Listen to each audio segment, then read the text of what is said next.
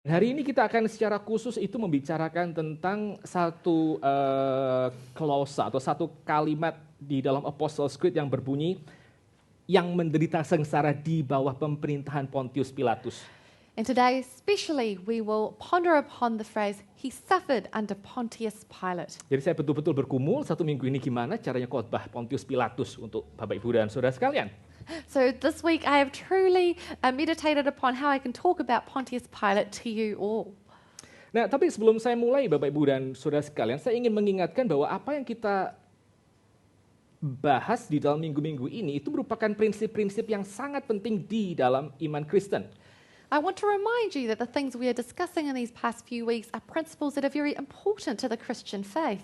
Kita bicara beberapa minggu ini tentang siapakah Kristus, bahwa dia adalah satu pribadi ilahi dengan dua natur. We're talking Hakikat. we're talking about Jesus as a divine being with two different natures. Jadi Jesus itu one divine person dengan divine nature, full divine nature, and also full human nature. So, Satu pribadi ilahi dengan hakikat ilahi sepenuhnya dan dengan hakikat manusia sepenuhnya. Nah, itu berbeda dengan kita, Bapak Ibu sekalian. that is different from us. Kita adalah satu pribadi manusia dengan hakikat manusia saja, dan kemanusiaan kita sudah jatuh di dalam dosa. We are humans who only have the nature of a human, and we have fallen into sin. Jadi, tetapi Tuhan Yesus berbeda, sekali lagi dia adalah satu pribadi ilahi dengan dua hakikat. But God is different. He Jesus is a is different. divine. Jesus is different. He is a divine person with two different natures.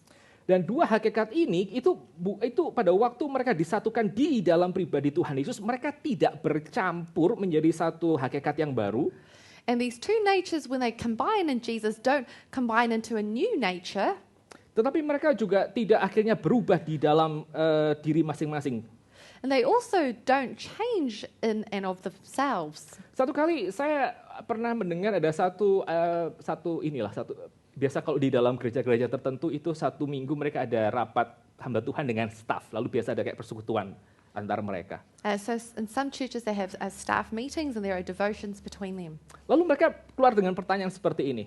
And they gave a question like this. Kalau Tuhan Yesus, pribadi kedua dari Allah Tritunggal, itu menjadi manusia, If Jesus, the second person of the Trinity, becomes man, lalu betul-betul dia bertumbuh dari kecil, dari bayi menjadi melewati masa-masa kanak-kanak, lalu remaja dan seterusnya, and he truly grew from the time he was a baby, passing through all the phases of childhood like kindergarten and so on and so forth, maka pertanyaannya, then the question is, di dalam poin yang mana Tuhan Yesus yang sedang bertumbuh ini, dia tahu bahwa dirinya adalah Allah.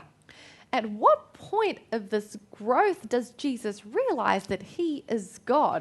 Lalu di dalam rapat itu akhirnya setelah hamba Tuhan, pendeta lalu juga stafnya berdiskusi, mereka keluar dengan satu jawaban yang bagi mereka itu paling mungkin. And after this meeting, the pastor and his staff came up with a most probable answer. Bahwa kanak-kanak Tuhan Yesus itu tahu bahwa dirinya adalah Allah karena dikasih tahu sama Maria tuh. That Jesus knew that he was God because he was told by his mother Mary. Karena kalau Maria nggak kasih tahu, mungkin Tuhan Yesus juga nggak tahu kalau dia Allah gitu. Because if Mary did not tell him, perhaps Jesus would never recognize that he was God. Ya mungkin, jadi agak mirip sama ceritanya itu ya, Superman dari planet Krypton terus tahu-tahu kok gua bisa gini ya, kenapa ya? Terus si Martha Kent bilang, ya kamu dari planet Krypton dan segala macam. And so it was like Superman who came from the planet of Krypton, and it was his adopted mother, Mary Kent, who told him that he was from that place. Tapi itu bukan merupakan iman Kristen, Tuhan Yesus yang seperti itu. But that is not the Christian faith, and Jesus Christ is not like that. Pada waktu Alkitab itu mengatakan pribadi kedua dari Allah Tritunggal itu mengambil hakikat manusia, dia tidak menanggalkan hakikat kealahannya. When the Bible says that Jesus Christ took on the form of man, he did not leave behind his nature of divinity. Sehingga jawaban dari mana Tuhan Yesus tahu dirinya adalah Allah, ya memang karena dia Allah. Makanya dia tahu dia Allah gitu. Dia masih sepenuhnya Allah ketika dia inkarnasi di dalam dunia. So the answer to how did Jesus know that he was divine comes down to the fact that he is divine and that it is a part of his nature. Nah, hari ini kita akan sekali lagi melanjutkan pembahasan kita di dalam pengakuan iman rasuli Today we'll continue our discussion of the Apostles' Creed. dengan kita melanjutkan tentang kemanusiaan Tuhan Yesus yang akhirnya diterangkan dengan klausa yang berikutnya, yaitu menderita sengsara di bawah pemerintahan Pontius Pilatus. With us discussing the phrase he suffered, that Jesus suffered under Pontius Pilate. Mari kita membuka dua bagian dari kitab suci. Pertama dari Yohanes pasal yang ke-18. So let us open to two passages of Scripture, the first being in John chapter 18. Yohanes pasal yang ke-18 kita akan melihat ayat yang ke-33 sampai 38. In John chapter 18 we'll be looking at verses 33 to 38. Kalau sudah dapat saya bacakan untuk Bapak Ibu dan Saudara sekalian. If you have reached this passage, I will read it for you all. So Pilate entered his headquarters again and called Jesus and said to him, "Are you the king of the Jews?" Jesus answered, "Do you say this of your own accord, or did others say it to you about me?" Pilate answered, "Am I a Jew? Your own nation and their chief priests have delivered you over to me. What have you done?" Jesus answered, "My kingdom is not of this world. If my kingdom were of this world, my servants would have been fighting, that I might not be delivered over to the Jews. But my kingdom is not from the world." Then Pilate said to him, "So you are a king?" Jesus answered, "You say that I am a king. For this purpose I was born, and for this purpose I have come into the world, to bear witness to the truth. Everyone who is of the truth listens to my voice." Pilate said to him, "What is truth?" After he had said this, he went back outside to the Jews and told them, "I find no guilt in him." Kita melanjutkan ke dalam bagian yang kedua dari Yohanes pasal yang ke-19, We will continue on to the second passage in John chapter 19, ayat yang ke-8 sampai 11. verse 8 to 11. Saya bacakan dari ayat yang ke-7, sorry. I'll read from verse 7. The Jews answered him, "We have a law, and according to that law he ought to die because he has made himself the Son of God." When Pilate heard this statement, he was even more afraid. He entered his headquarters again and said to Jesus, "Where are you from?" But Jesus gave him no answer. So Pilate said to him, "You will not speak to me? Do you not know that I have authority to release you and authority to crucify you?" Jesus answered him, "You would have no authority over me at all unless it had been given to you from above. Therefore, he who delivered me over to you has the greater sin." Demikian pembacaan firman Tuhan. Mari kita sama-sama tunduk kepala, kita masuk di dalam doa. And this is a reading of the Word of God. Let us bow our heads and pray. Father, we come to your presence, Lord, and we ask that you might bestow your grace and mercy to every one of us. Please anoint your servant to speak your truth, your words, and we pray that what we would hear, Lord, will truly be planted deep within our heart, that we might be transformed according to the image of your Son. Thank you, Lord. We pray that as we will meditate about the life and the ministry of our Lord Jesus Christ, you would grow within our hearts the greater love to you. Thank you, Lord. In the name of our Savior and Redeemer, we pray. Amen. Amen. Nah, saudara, pada waktu kita mau memikirkan tentang apa artinya menderita sengsara di bawah pemerintahan Pontius Pilatus, My brothers and sisters, when we want to think about suffering under Pontius Pilate, kita harus mengerti sebenarnya Pontius Pilatus ini siapa. we actually have to understand who was Pontius Pilate. Ya, satu kali ada anak sekolah minggu tanya gitu, apa namanya? Jadi Pontius itu adalah pilot pertama. And there was a Sunday school child who asked me once, was Pontius the first pilot? Gitu ya. Ya. Nah, tapi saudara, waktu saudara menyelidiki di dalam sejarah, maka Pontius Pilatus itu adalah gubernur dari wilayah Judea.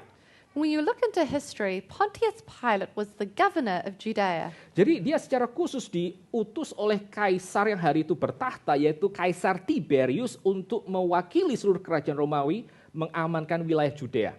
So he was especially sent forth by the Caesar at that time, Caesar Tiberius, to go to that region and secure it for the Roman Empire. Dan Pontius Pilatus itu memerintah dari kira-kira tahun 26 sampai tahun 36 Masehi. And Pontius Pilate ruled between the time of AD 26 to 36. Nah, saudara, pada waktu kita mikirin ini ya, kita harus tahu bahwa apa yang kita mengerti tentang Pontius Pilatus itu bukan hanya sekedar, itu sekedarnya tuh pakai ini ya, quote and quote gitu. Bukan hanya sekedar dari kitab suci saja, tapi kita sebetulnya punya sumber tentang Pontius Pilatus itu dari beberapa extra biblical source, dari sumber-sumber di luar kitab suci juga. When we think about this, we have to realize that we not only know about Pontius Pilate from the scripture, but there are multiple extra biblical sources. Jadi seperti ada satu orang sejarawan Yahudi bernama Josephus. So there was a Jewish historian named Josephus. Dia banyak menulis tentang siapa itu Pontius Pilatus di dalam tulisannya tentang Jewish War misalnya. He wrote much about who Pontius Pilate was in his description of the Jewish wars. Jadi dia mengatakan bahwa Pontius Pilatus pada waktu dia ditempatkan oleh kaisar untuk bekerja di daerah Judea, itu dia sudah beberapa kali bikin ribut dengan orang-orang Yahudi, kata Josephus. So Josephus writes that after Pontius Pilate was instated by Caesar in that region, he caused several conflicts already with the Jewish people. Jadi pada waktu pertama dia ditempatkan di Judea dan dia berkantor di satu kota namanya Kaisarea. So when he was first instated in Judea in a city named Caesarea, dia bawa ratusan tentara Romawi itu masuk ke Yerusalem sambil mereka bawa bannernya itu ya, bawa bannernya Roman Empire gitu. He marched into Jerusalem with hundreds of Roman soldiers carrying the banner of the Roman Empire. Dan buat orang-orang Yahudi tindakan seperti itu merupakan satu tindakan pelecehan kepada kota suci mereka. And for the Jewish people, this action was an insult to the holy city. Karena yang namanya banner dari kerajaan Romawi itu akan diperlakukan oleh tentara Romawi di dalam satu ritual yang boleh dikatakan mirip seperti penyembahan. Because the banner of the Roman Empire would be used by the Roman army to conduct something like a ritual sacrifice. Kali yang lain, Bapak Ibu sekalian, Pontius Pilatus itu pernah menggunakan uang, dia paksa supaya bait Allah itu kasih uang kepada dia, lalu uang yang digunakan untuk bait Allah itu dia pakai untuk bikin yang namanya aqueduct, saluran air di Judea. And in another instance, Pontius Pilate forced the temple to give him money, which he then used to build a Roman aqueduct. Dan pernah di dalam hal yang lain, maka Josephus mengatakan Pontius Pilatus itu pernah membantai ratusan mungkin ribuan orang-orang Samaria di Gunung Gerizim. Josephus also wrote that Pilate slaughtered hundreds and maybe thousands of Samaritans at Mount Gerizim. Dia slaughter orang-orang Samaria itu meskipun tidak perlu, sampai akhirnya Kaisar Tiberius itu memperingatkan kepada Pontius Pilatus supaya dia jangan terlalu brutal untuk memerintah Judea dan sekitarnya. He slaughtered these Samaritans even though there was no need for it, to the point that the Caesar Tiberius had to write to him to remind him to not be overly cruel. Bukan hanya ini ya Bapak Ibu sekalian, bukan hanya Josephus sejarawan Yahudi yang tinggal di Palestina yang menulis tentang Pontius Pilatus, tapi saya juga punya sumber di misalnya di dalam tulisan Philo of Alexandria. Philo itu adalah satu orang sejarawan yang dia tinggal di Mesir di Alexandria. But the writings are not only those of Josephus, who lived in Palestine, you also have the writings of Philo, who lived in Alexandria in Egypt. Yang dia menulis tentang Pontius Pilatus itu jauh lebih awal ketimbang tulisan Josephus. Who wrote about Pontius Pilate earlier than the writings of Josephus. Dan dia juga mengatakan bahwa pada waktu Pontius Pilatus itu datang kepada istana Herodes, dia membawa satu shield, satu Roman shield untuk dipajang di istana Herodes. And he also said that when Pontius Pilate went to King Herod's palace, that he brought a Roman shield to display at the palace. Dan itu memantik itu stimulate kemarahan dari orang-orang Yahudi karena Roman shield itu juga sekali lagi diperlakukan kadang-kadang sebagai simbol daripada kaisar Romawi itu. Jadi mereka merasa itu menodai istana Herodes yang stone-nya itu melambangkan pemerintahan Yahudi meskipun ya agak boneka gitu. And so this also stimulated the anger of the Jews because they felt like the shield represented the power of the Roman Empire, and so it blemished the palace of King Herod, which to them stood as the power of the Jews, even though it was a puppet kingdom. Bahkan Bapak Ibu sekalian, bukan hanya sejarawan seperti Yahudi seperti Josephus dan juga Philo, tapi kita di dalam sejarah itu menemukan tulisan dari sejarawan Romawi, Roman historian sendiri, tulis tentang Pontius Pilatus. But it is not just historians like Josephus and Philo. We also find him mentioned in the writings of Roman historians. Saya mau kasih beberapa slide untuk Bapak Ibu sekalian dan juga anak-anak boleh lihat. I want to give you a few slides that you can look at and also the children can view. Ini adalah satu sejarawan Romawi, Roman historian yang bernama Tacitus. This is a historian named Tacitus. Dia kira-kira melayani, dia kira-kira cukup aktif di sekitar pemerintahan Nero. He was fairly active in the time of Emperor Nero. Dan dia mengatakan di dalam tulisannya, yaitu Annals, dia mengatakan kalimat seperti ini. And in his writings, the Annals, he writes this. Christus, from whom the Christians derive their name, was executed at the hands of the procurator Pontius Pilate in the reign of Tiberius Caesar. Saya terjemahkan ke dalam bahasa Indonesia. I'll interpret in Indonesian. Ya, Kristus yang darinya orang-orang Kristen itu memperoleh nama mereka dieksekusi di tangan prokurator atau gubernur Pontius Pilatus pada waktu Kaisar Tiberius itu berkuasa. Jadi kita melihat bahwa di dalam kekristenan itu ada catatan sejarah yang mengatakan bahwa ada orang yang bernama Pontius Pilatus ini. So we see that in Christianity there is historical evidence that this person Pontius Pilate existed. Dan bahkan bukan hanya sekedar catatan sejarah, tapi bahkan kita sampai punya artefak yang menandakan adanya kehadiran Pontius Pilatus tuh di dalam masa itu di sekitar Judea. And it is not just the writings, but we have artifacts from that time showing that Pontius Pilate existed. Saya kasih slide yang berikutnya. I'll show you the next slide. Nah, ini ditemukan tahun 61, Bapak Ibu sekalian, yang disebut sebagai Pilate's Stone, itu batu Pilatus. So this is discovered in 1961 and is called Pilate's Stone Di Caesarea Maritima. in Caesarea Maritima. Dan di dalam Pilate's Stone tersebut, saudara bisa melihat ada nama-nama, ada nama kaisar dan juga nama Pontius Pilatus yang tertulis di dalam batu tersebut. And on the stone you can have the names of the Caesar and also the name of Pontius Pilate. Kita cuma bisa lihat ada kata Tiberium, terus Ius Pilatus, lalu Actus Iuda. So you can see the name Pontius Pilate, Tiberium, and Ictus Iuda. Dan para ahli itu berusaha untuk mengkonstruksi sebenarnya kalimat ini ngomong apa sih? Lalu mereka kira-kira mengatakan bahwa kalimat itu mau mengatakan di dalam bahasa Inggris adalah seperti ini, yaitu Pontius Pilate, prefect of Judea, donated Tiberium to the people of Caesarea. Pontius Pilatus, gubernur Yudea, itu menghadiahkan Tiberium bagi rakyat Kaisarea. So the experts got together and they tried to discover what is this stone talking about. And they pieced together that it probably says that Pontius Pilate, prefect of Judea, donated Tiberium to the people of Caesarea. Nah, apa itu Tiberium? What is Tiberium? Nah, istilah eum kayak museum, Tiberium dan segala macam itu punya satu pengertian yang sangat penting untuk orang-orang Romawi. The terms eum, like museum, Tiberium, these have a special meaning to the Roman people. Karena bangunan yang disebut sebagai Tiberium itu menandakan bahwa bangunan itu didedikasikan untuk penyembahan kepada kaisar.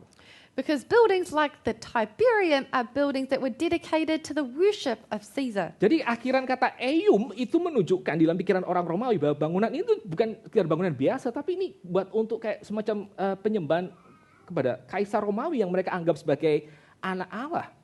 And so the suffix eum was special. It was considered by the Roman people to be a building that was dedicated to the worship of Caesar, who they considered a son of God. Jadi ini akan sangat penting sekali untuk kita memahami apa sih yang terjadi pada waktu Tuhan Yesus bertemu dengan Pontius Pilatus. And so this is very important for us to understand what happened when Jesus met with Pontius Pilate. Nah, satu lagi akhirnya ditemukan juga, Bapak Ibu sekalian, itu signet ring, cincin dari Pontius Pilatus tuh di dalam kompleks Istana Herodes. The signet ring of Pontius Pilate was also discovered in the complex of King Herod's palace. Ya memang nggak terlalu jelas, tapi saudara bisa nanti cari di internet gitu ya. Itu ada inscription Pilato di cincin tersebut. And it's not too clear here, but you can search it up yourself. There is the inscription Pilato on this ring. Jadi pada waktu kita melihat bersama-sama bahwa yang namanya Pilatus, Pontius Pilatus itu adalah satu tokoh sejarah, historical figure yang betul-betul ada, yang disaksikan oleh berbagai macam sumber. So we see that Pontius Pilate was a real historical figure who was witnessed by many sources. Dan pada waktu orang Kristen itu mengatakan bahwa aku percaya kepada Allah Bapa yang Maha Kuasa dan seterusnya, lalu kepada Yesus Kristus anak yang tunggal Tuhan kita yang dikandung dari Roh Kudus, lahir dari anak darah Maria dan menderita sengsara di bawah pemerintahan Pontius Pilatus. And we say as Christians, I believe in God the Father Almighty, creator of heaven and earth. I believe in Jesus Christ, Holy Son of the Lord, and also that he was suffered unto Pontius Pilate. Itu apa maksudnya? What does that mean? Sudah pertama-tama ya, yang saya mau ajak kita sama-sama refleksi dari data-data sejarah ini. Firstly, what I wanted us to get from our reflection on this historical data is, Pada waktu saudara itu mengingat misalnya satu ayat yang sangat terkenal di dalam Injil Yohanes pasal yang ketiga ayat ke-16 itu. when you remember the very famous verse in John chapter 3 verse 16. Karena begitu besar kasih Allah akan dunia ini sehingga ia mengaruniakan anaknya supaya orang yang percaya kepadanya tidak binasa melainkan beroleh hidup yang kekal. For God so loved the world that he gave his only begotten Son, that whosoever believed in him shall not perish but have everlasting life. Maka ayat itu bukan hanya sekedar ayat yang sifatnya abstrak, sudah. Itu bukan hanya sekedar theological, bukan hanya sekedar pengertian teologi saja yang nggak ada realitanya. That is not an abstract theological concept that has no grounding. Karena pada waktu kita mengerti sejarah tentang Pontius Pilatus, lalu kita baca misalnya ayat itu, kita menyadari bahwa kasih Allah yang demikian besar kepada dunia ini, itu dinyatakan secara spesifik di satu tempat dan di satu waktu tertentu.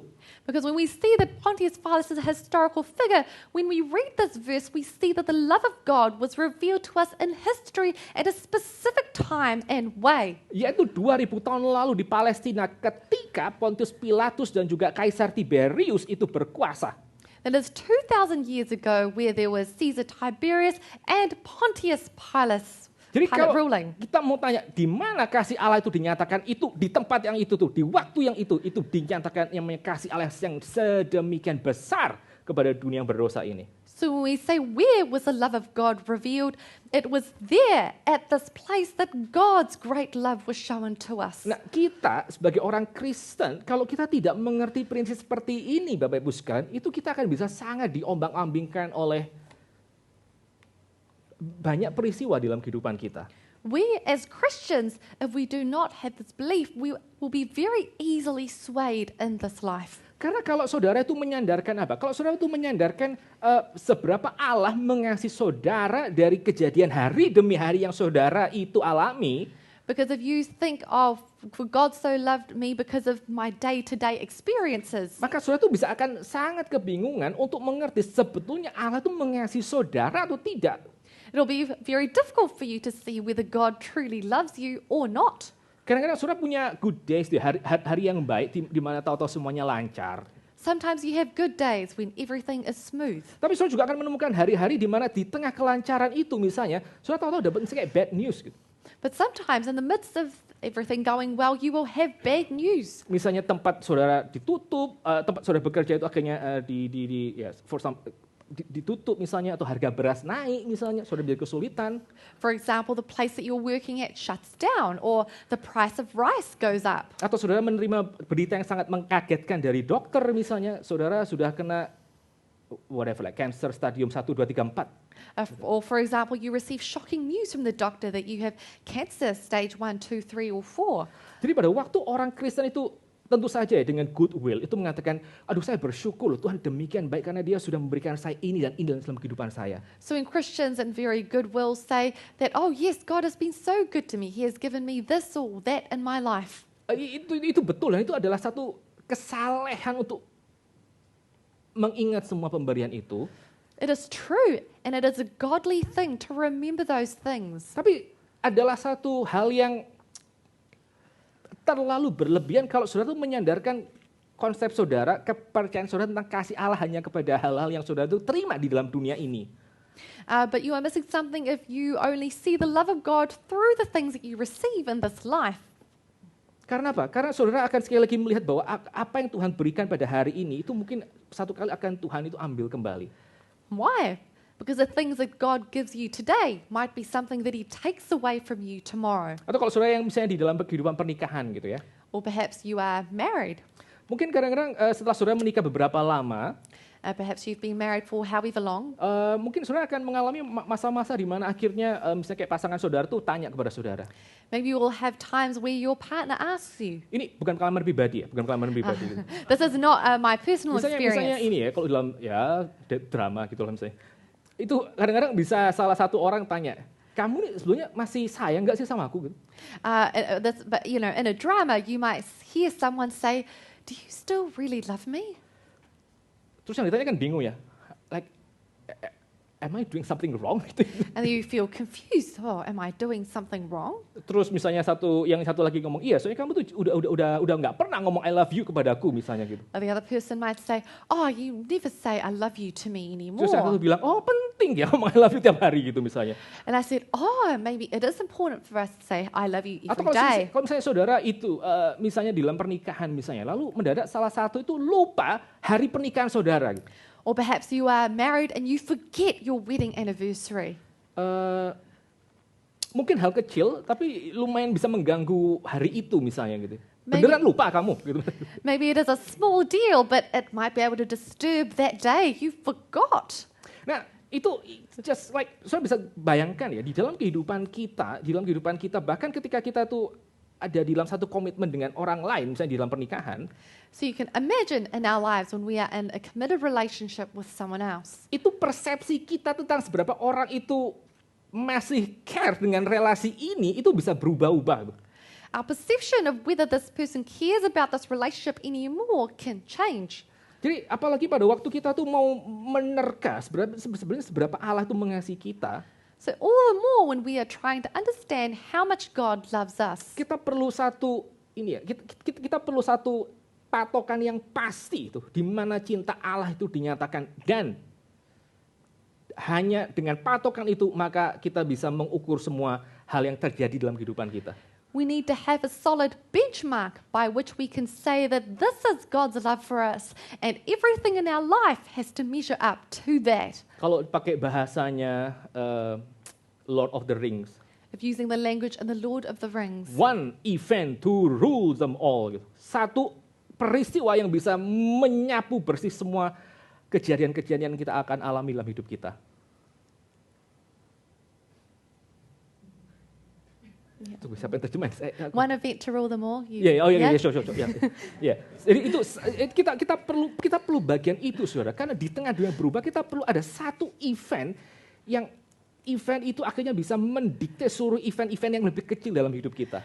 Well, we need an event like this because it is this event that dictates every other small event in our lives. Dan di dalam sejarah event di mana cinta Tuhan itu dinyatakan itu ada 2000 tahun yang lalu ketika Pontius Pilatus memerintah di Judea di bawah Kaisar Tiberius.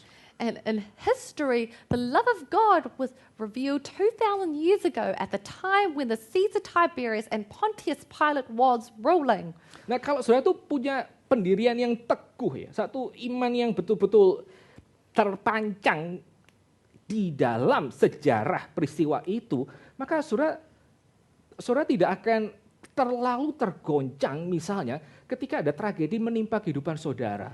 If you have a strong faith that is rooted in this historical understanding, you will not be too shaken when you have trials into your life. Pada waktu saya bergumul untuk cari kerja, lalu beberapa lama itu seperti Tuhan tidak kasih seperti itu. When I'm struggling with finding a job and it seems like it's been a long time and God has not given it to me. Insting saya misalnya itu kan mengatakan kenapa Tuhan biarkan hal ini terjadi, padahal ya misalnya secara teori Tuhan tuh bisa kasih pekerjaan apapun dimanapun dengan semudah mungkin. My instinct is to say, why has not God given me this job? He could give me any job anywhere. Atau misalnya ketika saya harus misalnya kayak bergumul dengan relasi yang sangat sulit misalnya dengan anak atau dengan orang lain misalnya. Lalu kita bertanya, kenapa ya keluarga yang lain itu tidak menerima satu pergumulan seperti yang saya rasakan? Or perhaps you are struggling with your relationship with your child or other people and you ask, Lord, why do other families not experience what I am experiencing? Nah, kecelakaan kita sebagai orang Kristen adalah kalau kita mulai ambil itu satu peristiwa kecil, mungkin buat kita pribadi mungkin besar ya. Satu tragedi yang terjadi di kehidupan kita, misalnya kita kena sakit yang mungkin sangat parah, lalu kita pakai peristiwa itu untuk mengukur seberapa Tuhan tuh mengasihi kita. We get into trouble, brothers and sisters, we use a small event in our life, or perhaps a big one, and use that as a measure of God's love towards us. Tapi fakta sejarah bahwa Kristus itu sudah mati dan ini merupakan ekspresi Allah yang paling tinggi, itu akan membuat kita menyadari bahwa tragedi yang kecil ini itu tidak bisa membatalkan bahwa Allah mengasihi seluruh dunia karena dia sudah memberikan Kristus pada waktu tertentu ketika Pontius Pilatus berkuasa di bawah Kaisar Tiberius. But the historical fact that Christ had died for us makes every small event in our lives pale in comparison when we see that this truly happened at a certain time and place under Caesar Tiberius and Pontius Pilate. Dan itu yang akan membuat kita sebagai gereja itu akan punya satu keteguhan untuk kita terus setia kepada berita salib Kristus. That is what will cause us as a church to remain firm in our belief in the cross. Maka sekali lagi saya sebagai orang yang ditempatkan di sini untuk menggembalakan saudara. And so for myself, as someone who has been placed to shepherd you all here, saya mengajak saudara untuk saudara juga memikirkan hal ini dalam hidup Bapak Ibu dan anak-anak sekalian masing-masing. I invite you to consider this in your own life. Seberapa yakinkah saudara gitu, bahwa Allah itu mengasihi saudara? How certain are you that God loves you? Waktu saudara melihat apa yang dikatakan kitab suci tentang salib Kristus, apakah saudara itu betul-betul mengerti sedalam-dalamnya di dalam hati saudara bahwa ini adalah cinta Tuhan tuh. Yang kalau saya sudah menerima cinta Tuhan ini, mungkin kesulitan-kesulitan lain saya diterima atau tidak di uni atau di perusahaan ini, atau saya dinyatakan sembuh atau tidak, itu tidak akan menggoncang hidup saya sedemikian dahsyat. When you see in the Bible that there is the love of God that has been displayed for us in this way, that we are not too shaken when we are rejected perhaps by our workplace or by our friends or have other things happen to us in our lives. Karena saya tahu bahwa di dalam Kristus itu yang saya sudah terima, maka Allah mengasihi saya secara pribadi. Because I know that in Jesus Christ, who I have accepted, God loves me personally. Bagian yang berikutnya Bapak Ibu sekalian, kita akan coba sama-sama lihat slide yang berikutnya. The second part, we will look at the next slide. Kita akan sekarang memikirkan apa sih yang terjadi ketika Pilatus itu mengadili Tuhan Yesus. Apa yang akhirnya dinyatakan tentang diri Tuhan Yesus. We will now think about what was displayed when Pontius Pilate judged Jesus and what was revealed about Jesus. Ya, 3 poin. There are 3 points. Yang pertama, saudara, waktu Pilatus itu mengadili Tuhan Yesus, waktu dia mempertanyakan, dia menginterogasi Tuhan Yesus, maka hal yang pertama adalah interogasi Pontius Pilatus itu memperlihatkan bahwa Tuhan Yesus itu adalah the divine king, adalah raja ilahi. When Pontius Pilate interrogated and put Jesus on trial, his interrogation showed that Jesus is the heavenly king. Nah, kalau saudara lihat di dalam Yohanes pasal yang ke-18 sama 19 yang tadi kita barusan baca, If you look in the passages in chapter 18 and 19 that we read just now, Pontius Pilatus pada waktu dia menginterogasi Tuhan Yesus, maka Tuhan Yesus menjawab Pontius Pilatus. when Pontius Pilate interrogates to Jesus Christ, Jesus replied, Pontius Pilatus bertanya, apakah engkau adalah seorang raja? Pontius Pilate asked, are you a king? Lalu Tuhan Yesus mengatakan bahwa, ya, tapi kerajaanku itu bukan dari dunia ini.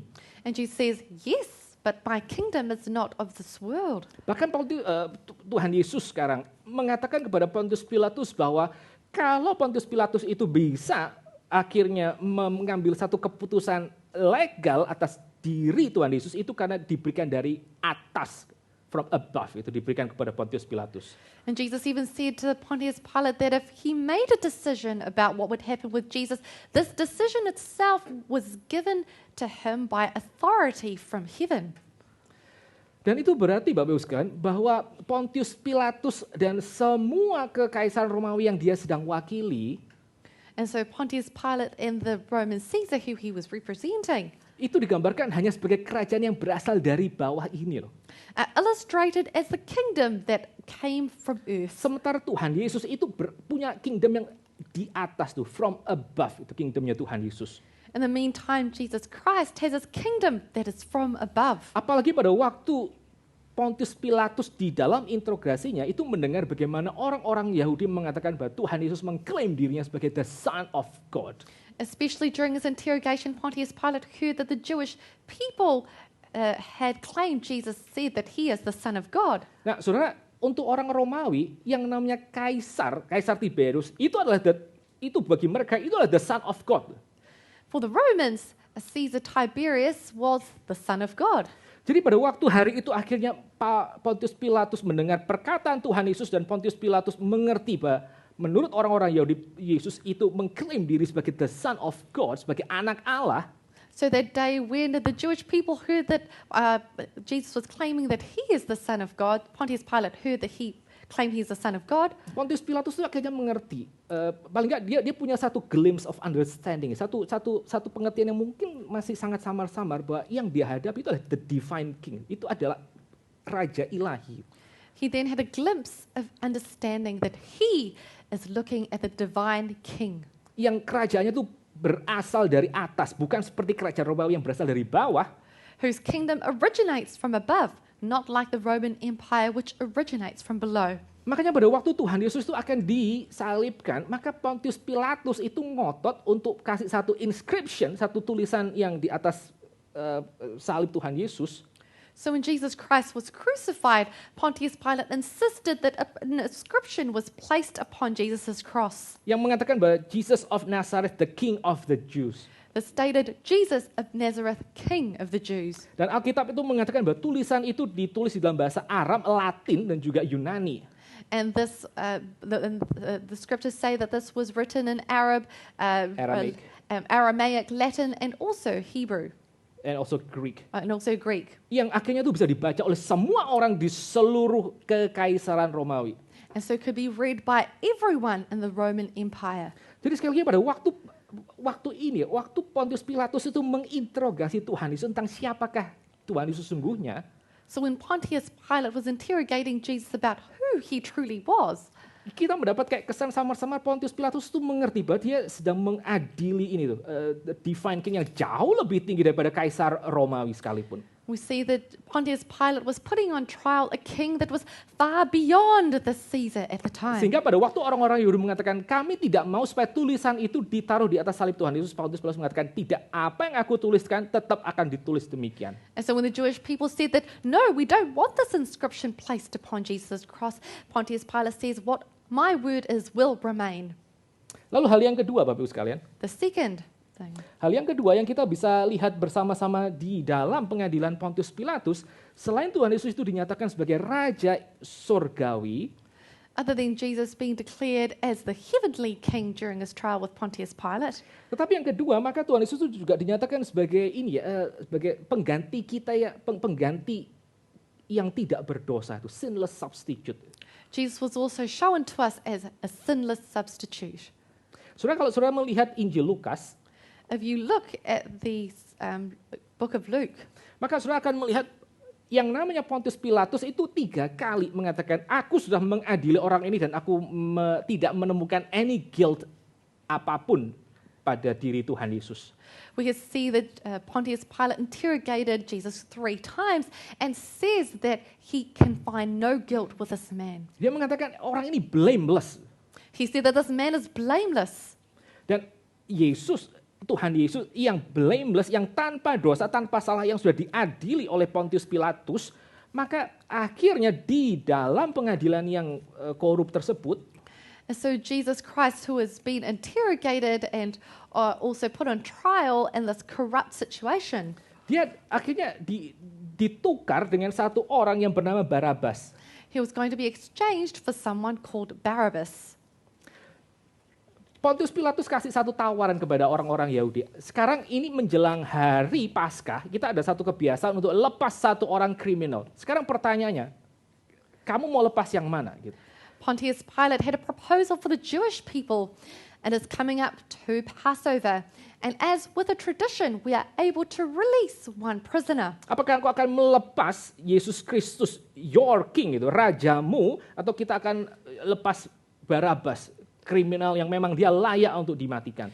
Would you like us to release Jesus, who is your king, or Barabbas, who is obviously a bad person? Lalu pada akhirnya ketika orang-orang itu mengatakan mereka ingin supaya Barabas yang dibebaskan dan Tuhan Yesus yang sinless itu naik ke atas kayu salib, And when the Jewish people finally said they would prefer for Barabbas to be released and for Jesus, who was sinless, to go onto the cross. maka Pontius Pilatus mengabulkan permintaan mereka dan dia melepaskan Barabas dan menyalibkan Tuhan Yesus. Pontius Pilate fulfilled their request. He released Barabbas and he placed Jesus on the cross. Jadi pada waktu Pontius Pilatus itu mengadili, itu ada yang namanya itu legal substitution itu. Ada pergantian tempat. So when Pontius Pilate judged, there was legal substitution occurring. Bahwa raja surgawi yang dia dinyatakan dia blameless dan tidak bersalah itu yang harus mati menggantikan kriminal yang memang harusnya layak mati, yaitu Barabas. That is, the blameless and righteous king has been as a substitute for the sinful and evil Barabbas. Di dalam kedaulatan Tuhan, maka pengadilan yang sedemikian penuh dengan tekanan itu kayak semacam menyatakan apa sih sebenarnya itu Injil? God's sovereignty, this trial in which there were so many pressures, actually shows us what the gospel is. Yaitu raja yang surgawi itu akhirnya menggantikan tempat orang yang harusnya dihukum, yaitu Barabas. That is, the heavenly king was a substitute for the person who ought to die, that is Barabbas. Supaya Barabas bisa terus hidup, maka Tuhan Yesus yang dia harus mati di atas kayu salib. So that Barabbas could live, it is Jesus who needed to die. Dan saya juga pernah mention ini mungkin tahun lalu kali ya. I mentioned this before, maybe it was last year. Itu menarik sekali, Injil Yohanes itu mengatakan bahwa nama orang kriminal itu adalah Barabas. The book of John was very interesting in that the name of this man is Barabbas. Karena di dalam bahasa Aramaik maka yang namanya Barabas itu artinya apa sih? Because in the Aramaic language, what does Barabbas mean? Barabas itu artinya anak bapa. Barabbas means the son of the father. Dari Bartimeus misalnya, Bartolomeu, itu bar itu artinya anak gitu. Bar mitzvah gitu, anak mitzvah. So for example, Bartholomew or Bar Mitzvah, the Bar means it is the son of. Sementara yang namanya Abbas ya, Abba itu adalah ya bapa gitu. Whereas, Abba, father. whereas Abba is father, such as an Abba father. Sampai kalau saudara misalnya pergi ke satu satu mungkin kayak biara Katolik gitu mungkin ya. So if you say go to a Catholic monastery, saudara bisa tahu bahwa pemimpin dari biara itu biasa dipanggil dengan abbot gitu. you'll see that the highest priest is called the abbot. Abbot bukan dalam arti berat gitu. Ya, Abbot not Tapi- in terms of heaviness. tapi abbot itu di dalam pengertian itu punya satu akar yang sama dengan Abba itu, dengan bapa. But abbot in the same understanding of Abba, that is father. Waktu Tuhan Yesus itu akhirnya ditukar dengan Barabas, When Jesus was substituted for Barabbas, kita melihat itu the true son of the father itu, anak bapa yang sesungguhnya itu yang mesti dipersembahkan supaya anak-anak bapa yang lain itu mereka boleh selamat itu.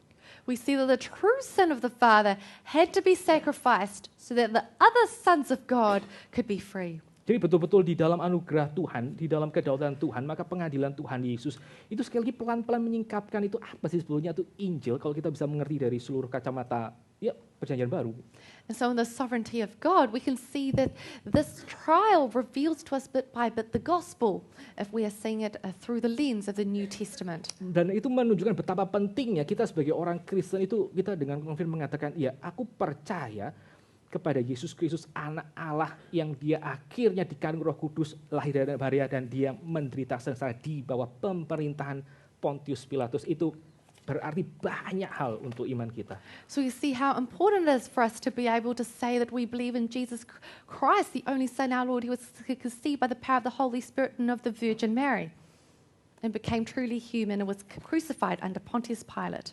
Hal yang ketiga, saudara, apa sih yang diungkapkan oleh tindakan Pontius Pilatus di sekitar pengadilan dan juga eksekusi Tuhan Yesus? Thirdly, brothers and sisters, what was done by Pontius Pilate through his trial and crucifixion of Jesus. Nah, hal yang ketiga adalah apa yang dikerjakan oleh Pontius Pilatus itu di dalam kedaulatan Tuhan, itu membuat yang namanya kebangkitan Tuhan Yesus itu satu hal yang saudara tidak bisa abaikan, itu tidak bisa ditepis dengan mudah. Gitu. And the third thing is that in the way that Pilate did the trial of Jesus, it makes it very difficult for us to reject the resurrection of Jesus. Nah, kita nggak sempat baca bagian di dalam Injil yang lain dari Injil Matius. We don't have time to read the passage in Matthew. Tapi kita, kalau saudara lihat sekilas Matius, maka Pontius Pilatus itu mengkabulkan permintaan orang-orang Yahudi. But if we look at the book of Matthew, Pontius Pilate fulfills the request of the Jewish people. Supaya nanti kubur Tuhan Yesus itu tidak dibiarkan tanpa penjagaan secara formal dari pemerintah Romawi.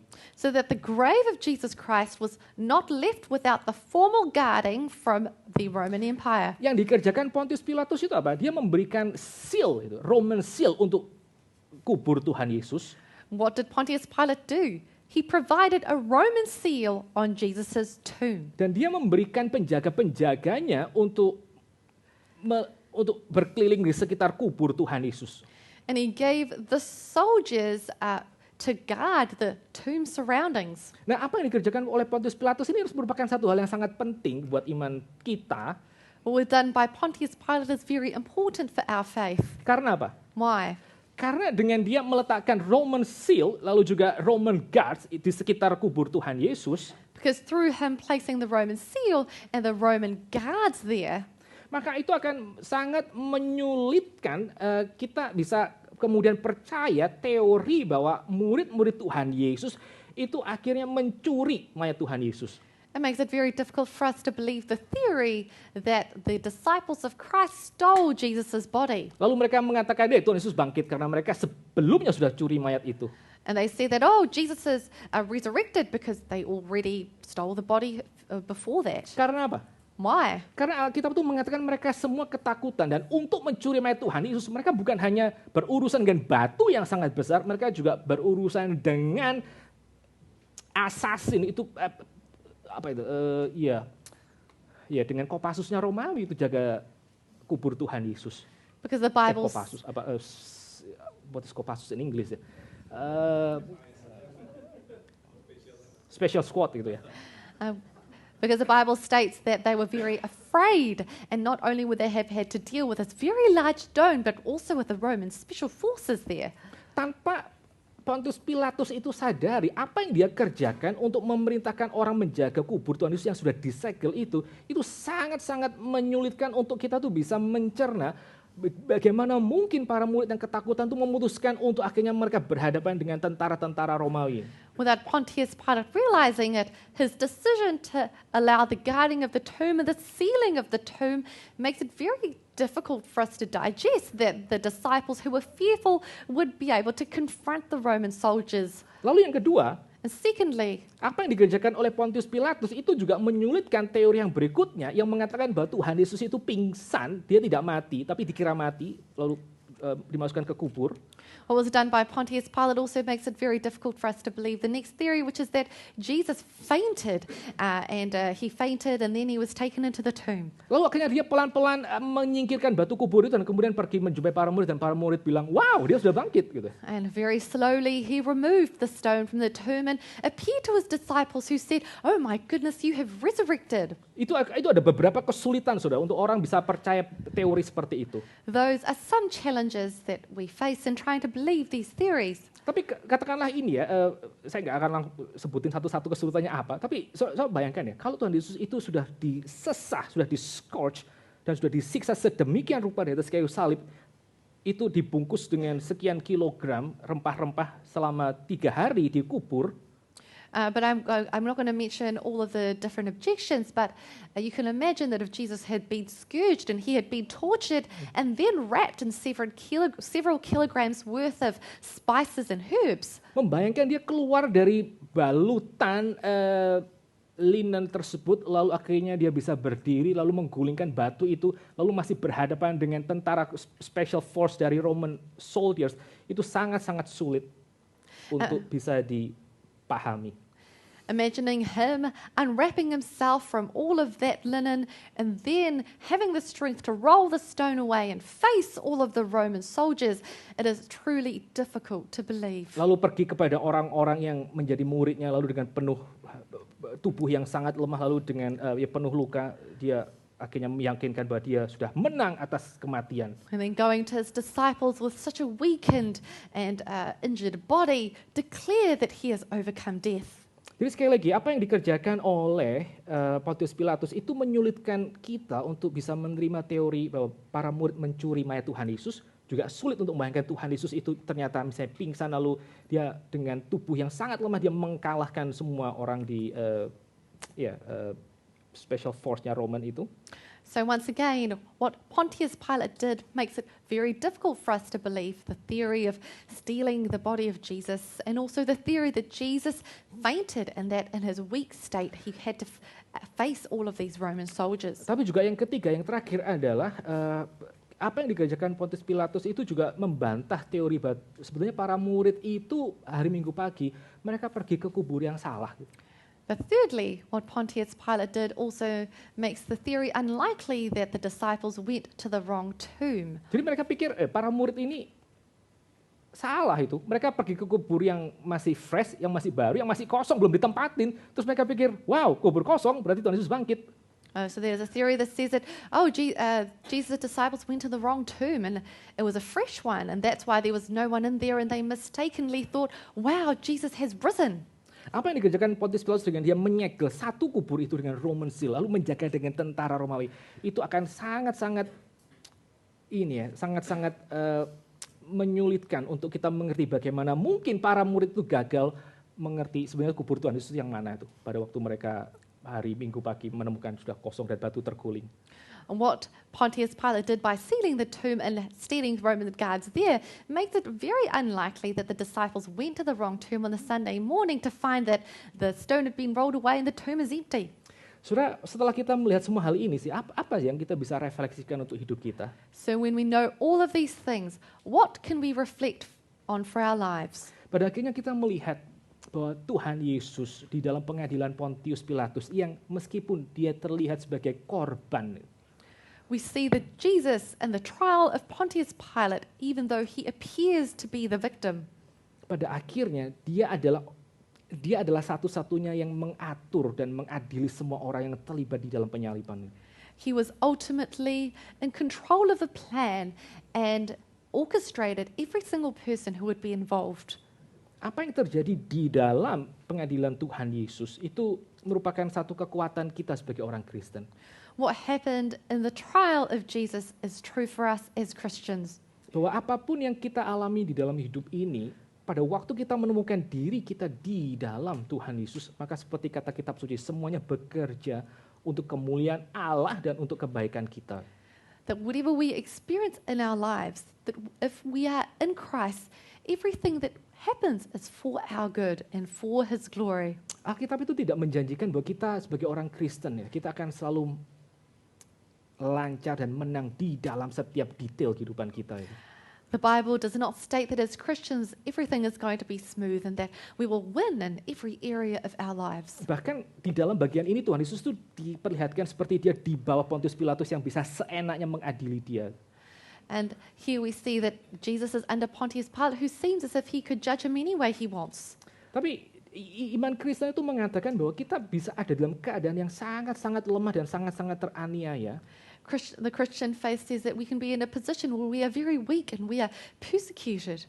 Tapi di dalam iman Kristen kita melihat bahwa Yesus Kristus yang pernah diadili oleh Pontius Pilatus di bawah Kaisar Tiberius itu adalah yang akhirnya bertahta dan mengatur seluruh jalannya sejarah. Dan saya bisa mempercayakan hidup saya bisa menyerahkan evaluasi saya tentang hidup saya itu ke dalam tangan Tuhan yang pasti mengerjakan hal yang baik untuk saya. But we see that Jesus, who was under Caesar Tiberius at the time, is a God to whom we can entrust our lives and that who we can look towards to look after us. Yang terakhir sekali, saudara, refleksi yang terakhir sekali. The final reflection. Saya mau ajak kita untuk lihat slide yang terakhir, I think. I want to invite us to look at the last slide.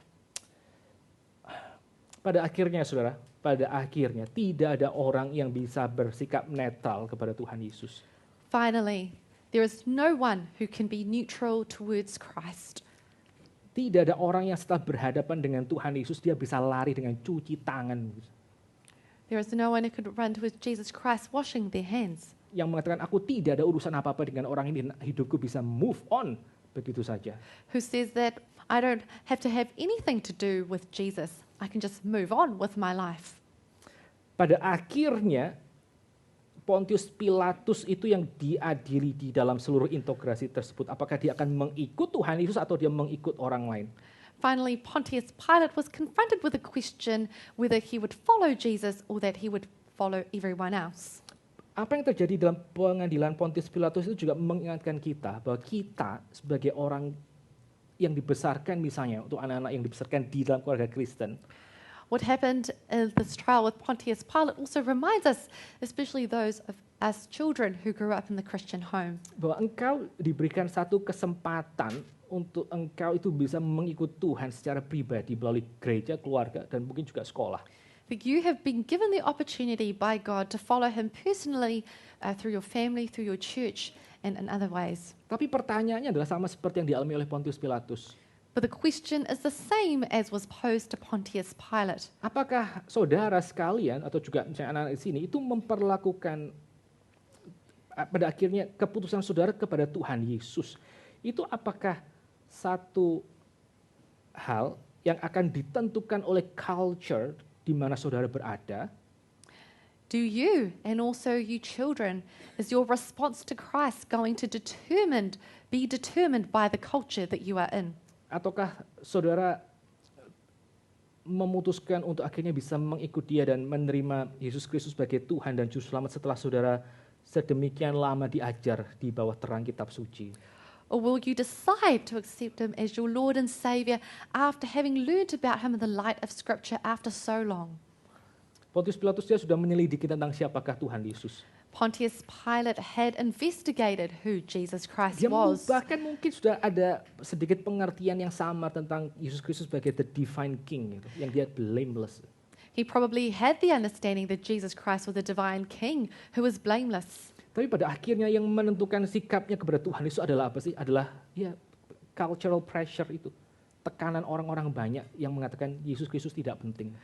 But what finally determined his reaction towards Christ was the cultural pressure which said to him that Jesus is not important. Waktu kita hari Minggu berkumpul di sini, On Sunday when we meet here, setelah kita tinggal di kota yang sedemikian sekuler, after we have been living in such a secular city, yang mengatakan bahwa ya yang namanya iman kepercayaan itu hanya bersifat subjektif, itu nggak terlalu penting untuk hidupmu.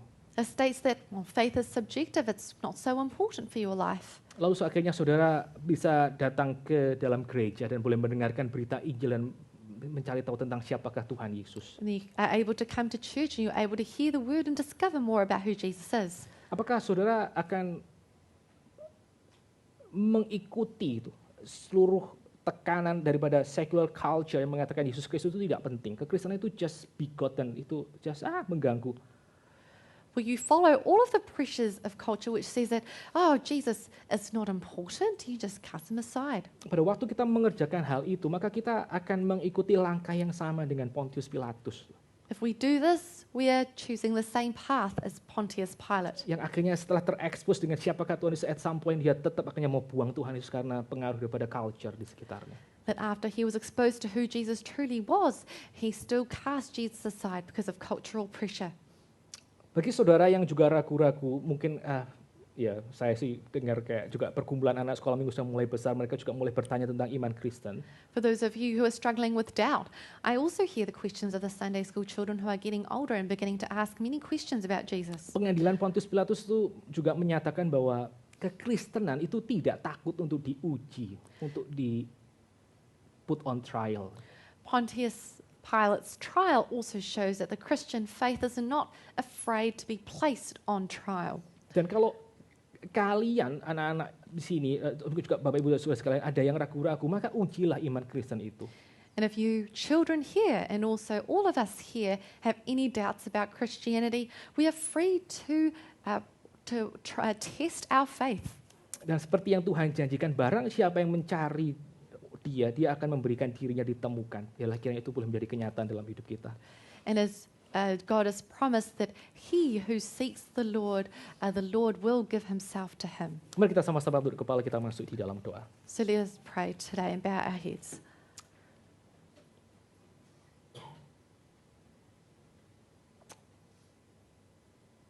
Lord, we want to be Christians in our hearts. We want to be more holy in our hearts. We want to be more loving in our hearts. We want to be more like Jesus in our hearts. Lord, this is our prayer, and we pray that you would hear our plea and you would grant us your Spirit to transform us day by day to be more like Jesus. Your servants especially pray for those who are struggling with Christian faith, those who have been brought up in a Christian family and brought up in church, and they receive Christian faith at this point just as a mere traditions. Lord, we pray that you would grant your mercy and blessings to all those people who are struggling, Lord. Please open their eyes and open their hearts and reveal yourself more clearly to them, Lord, that they might truly and wholeheartedly put their faith in the precious Savior, Jesus Christ. Thank you, Lord. Please hear our prayer today. In the name of your Son, we pray this prayer. Amen.